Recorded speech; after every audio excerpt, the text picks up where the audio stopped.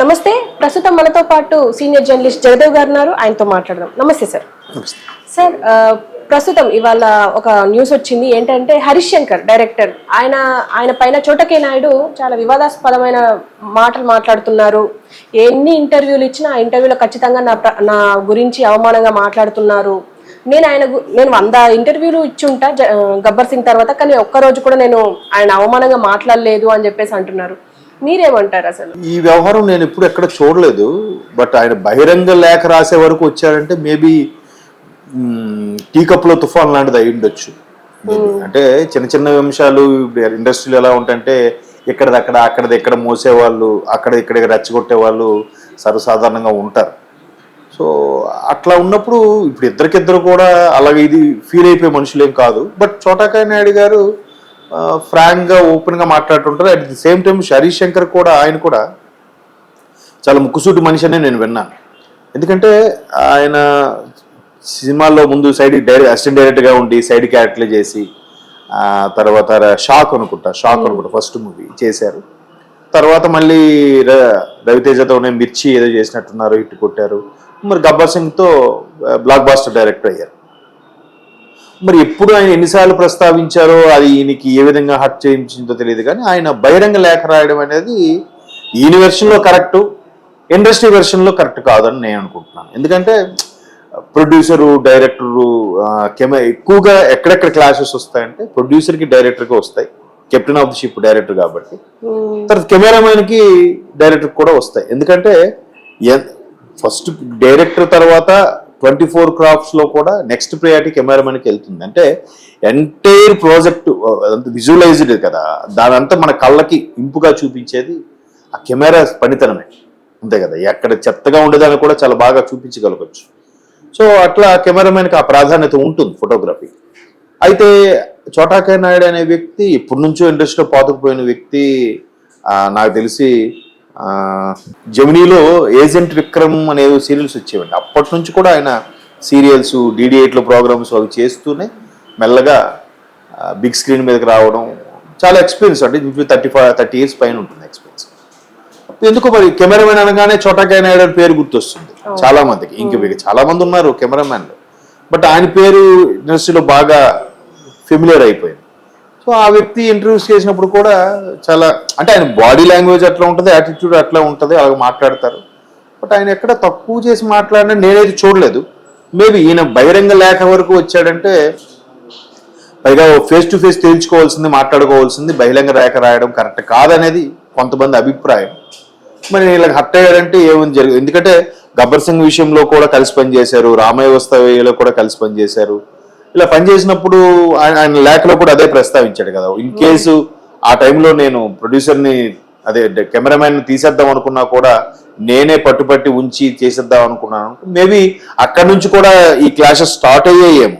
ఇప్పుడు ఎవరి వెర్షన్ వాళ్ళకి కరెక్ట్ ఉంటుంది కదా. మనకి ఈ మధ్య కాలంలో సోషల్ మీడియా కూడా ట్రోల్ అవుతుంది. 6 అనేది ఇటు నుంచి చూస్తే 6, మీ వైపు నుంచి చూస్తే 9 అని. మీ వెర్షన్ మీది, నా వెర్షన్ నాది. ఎవరు కూడా ఏమనుకుంటాడంటే నేనే కరెక్ట్ అని అనుకుంటారు.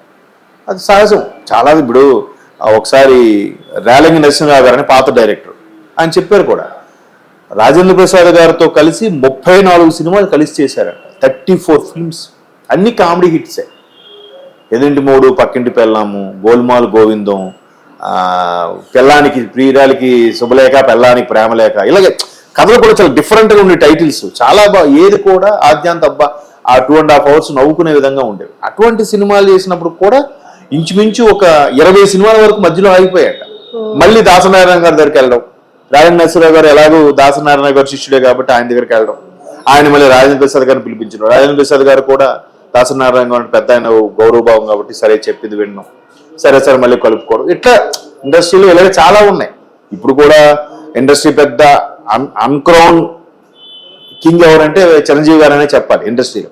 ఇప్పుడు ఇండస్ట్రీ పెద్దగా ఉన్నారు, చాలా వరకు షార్ట్ అవుట్ చేస్తున్నాడు కూడా విన్నాను. బయటికి మాత్రం ఎక్కడ చెప్పట్లేదు, ఎందుకులే చెప్తే పెద్ద పబ్లిసిటీ అవసరం లేదని ఉద్దేశం. ఎందుకంటే మన టికెట్ల విషయంలో కూడా ఎవరెవరు వెళ్ళాలి, ఎవరెవరు వెళ్తారు అనుకున్న ముందే ఈయనే నిలబడి తీసుకెళ్లారు. ఆయనతో పాటు ప్రభాస్, మహేష్ బాబు లాంటి వ్యక్తులు కూడా, హీరోలు కూడా వెళ్ళారు, మాట్లాడారు. అంటే ఒక లీడర్షిప్ క్వాలిటీస్ ఇనిషియేట్ తీసుకోవడం అంటే అదే. సో అలాగే ఇండస్ట్రీలో జరుగుతుంటాయి.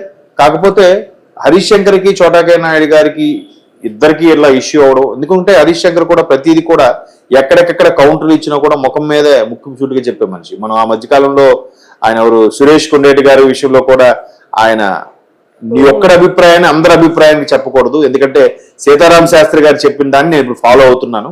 ఎందుకంటే సీతారామ శాస్త్రి గారు ఒకసారి ఇలాగ ఒక పాట రాస్తే హరీష్ శంకర్ గారు అన్నారంట, గురూజీ నాకు బాగాలేదని అన్నారంట. బాగాలేదని అంటే సరే అమ్మా ఇంకోటి రాస్తా అని చెప్పి రాసి ఇచ్చి అప్పుడు పిలిచి చెప్పారంట, ఇది ఓకేనా, ఇది ఓకే గురూజీ, ఎప్పుడైనా ఏదైనా రాసి బాగాలేదు అంటే నీకు నచ్చలేదని చెప్పు, బాగాలేదని జనరలైజ్ చేసి ఎలా చెప్తావు, జనరలైజ్ చేసి అందరి అభిప్రాయం అన్నట్టు ఎలా చెప్తావు. ప్రస్తుతం మీడియా లాగా ప్రస్తుతం మీడియా కూడా అలాగే ఉందనుకోండి, అలా జనరలైజ్ చేసి ఎలా చెప్తారు, అలా చెప్పకూడదు నాన్న, ఇలా చెప్పాలంటే ఓకే సారీ గురువు గారు ఇంటి నుంచి అలాగే ఆయన అప్పటి నుంచి అలాగే ఫాలో అవుతున్నాడు. అంతే కదమ్మా, ఏదైనా నీకు నచ్చకపోవచ్చు.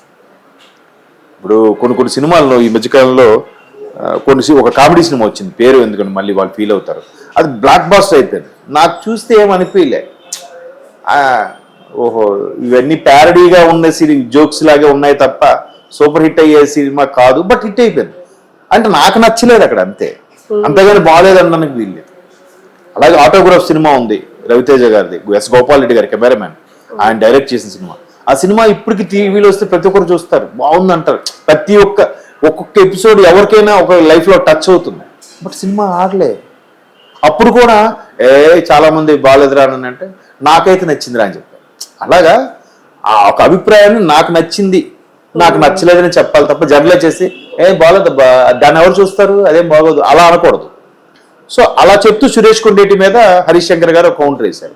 మేబీ ఇక్కడ కూడా చోటా గారు ఏదో సందర్భంలో మాట్లాడుతున్నప్పుడు అక్కడ శంకర్ ఆ డెసిషన్ తీసుకోకపోయి ఉండాల్సింది, నాకైతే కొద్దిగా నచ్చలేదు అన్నట్టు చెప్పుంటే ఓకే. కానీ మరి బాగలేదు అందువల్ల సినిమా పోయింది, ఆయన యాటిట్యూడ్ వల్ల పోయింది అని అట్లాంటి మాట్లాడితే ఎవరైనా హర్ట్ అవుతారు.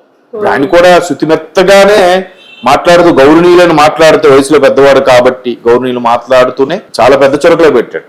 ఇది ఇక్కడికో కెలుక్కోకుండా వదిలేద్దాం అనుకుంటే నేను దేనికైనా రెడీ అన్నట్టుగా అంటే అనగా నాకు ఆపిస్తాడు ఆయన. అది తెలుగు పదజాలం చూడండి ఎంత గొప్పదో. చాలా సందర్భాల్లో చాలా చెప్పారు. మీరు క్వశ్చన్లో అడిగినట్టుగానే 100 ఇంటర్వ్యూలు కూడా ఇచ్చుంటాడు ఆయన హరీష్ శంకర్. గబ్బర్ సింగ్ తర్వాత, ఎందుకంటే పవన్ కళ్యాణ్ గారికి అప్పటికి 10 ఏళ్ళ వరకు మంచి హిట్ లేదు ఎక్కడ. ఆల్మోస్ట్ ఖుషి తర్వాత మధ్యలో జల్సా ఓకే అనిపించింది కానీ ఆ స్థాయి హిట్ అయితే రాలేదు. గబ్బర్ సింగే మళ్ళీ కదా. సో పవన్ కళ్యాణ్ గారి బాడీ లాంగ్వేజ్ తగ్గట్టుగానే ఆయన ఒక ఫ్యాన్ గా నేను ఫీల్ అయి తీశానని కూడా చెప్పాడు. సో అట్లాగే మంచి పేరు వచ్చింది కాబట్టి ఆ మాత్రం ఇమేజ్ ఉంటుంది, ఆ క్రేజ్. అది మేబీ కొంచెం చిన్న ఇది వస్తున్నావా, నేను మంచి సినిమా తీసా ఒక సాటిస్ఫాక్షన్ అవ్వచ్చు, దాన్ని వేరే వాళ్ళకి వేరేలా కనిపించవచ్చు. దాన్ని వేలెత్తి చూపడం అనేది కరెక్ట్గా మాట్లాడాలంటే, ఒకవేళ ఆయన వేలెత్తి చూపినా ఈయన ఫీల్ అయినా మాట్లాడుకుంటూ సెటిల్ చేసుకుంటూ బాగుంటుంది. ఇలాగ ఓపెన్గా రాశాడంటే మేబీ కలవడానికి ఛాన్స్ ఇవ్వలేదేమో, లేదా నేను నీకన్నా ఇండస్ట్రీలో ముందు నుంచి ఉన్నాను ఇలాంటి చాలా చూశానని చెప్పి కలవడానికి ఛాన్స్ ఇవ్వలేదేమో. ఇట్లాంటివి ఏదో జరుగుంటాయి మనకు తెలియదు కదా. సో అందుకు ఈయన బహిరంగ లేఖ రాసేసాడు. ఇంకెందుకు ఇవన్నీ ఎవరితో సంబంధం లేదు. బహిరంగ లేఖ రాయడం అంటే ఏం లేదు, మీడియాకి రాసినట్టే లేఖ, వాళ్ళకి రాయడం కాదు, అంతే కదా. వాళ్ళకేం వెళ్తుంది, వాడేం తీసుకోడు, పోస్టులు వచ్చి నాకు కాదు వద్దని చెప్తాడు. ఇలా బహిరంగ పెడితే వీడు మళ్ళీ యూట్యూబ్లోనే ఎక్కడో చూసుకోవాలి. నేను అనుకోవడం బహిరంగ లేఖ అంటే ఆయనకి కాదు, మన మీడియా మిత్రులుగా రాసినట్టే అనుకుంటున్నాను. ఆ విధంగా రీచ్ అయ్యి